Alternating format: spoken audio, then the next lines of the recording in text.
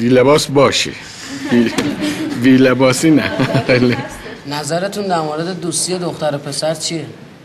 اگه منظورتون دوستی که هر کس دوستی داشته باشه خوبه با هم، اما اگر بخوان روابط با هم داشته باشن، من فکر میکنم که قطعا باید خانوادهشون در جریان باشن. اگر بناس روابطشون از حد همین حرف زدن و اینها جلوتر بره، باید کاری بکنن که با هم محرم باشن. آقا جامون کمه، دانشجوییه. اتاق عقدی بفرمایید. اتاق عقد کوچولو. یه شبم یا الله. بعد بگذارنیم یه شب. آقا داماد، عروس خانم، حال شما چطور است انشاءالله؟ خوبه شما؟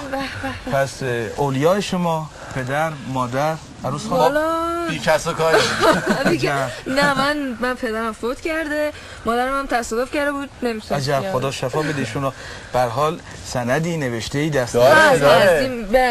نه دیگه، قول شما حجت شرعی است انشاءالله. آقا کس و کار، کس و کار. اون که البته شیر اینجا نشسته. مبرهنات و مسلمات است. با اجازه اجرا کنیم. بله، آن زودتر فقط که یعنی قرآن و سوره تمومش کنیم. نکاح. عروس خانم، بنده وکیلم که شما را با شرایط ضمن العقد به عقد دائم آقای علی بلورچی درآورم. عروس خانم، بنده وکیلم. بله. از قرار معلوم عروس خانم از شما زیرلفظی مطالبه می‌فرمایند. زیرلفظی چه؟ همونی که خریدی 2 هفته از قایم می‌کنی؟ بسیار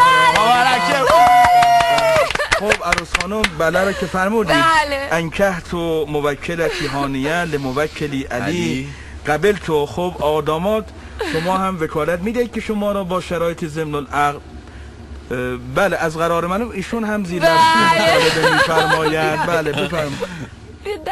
بله. انکه تو موکلی علی لموکلتی هانیه قبل تو. انشالله که مبارک باشه.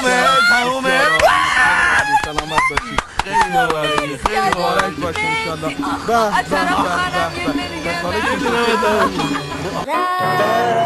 به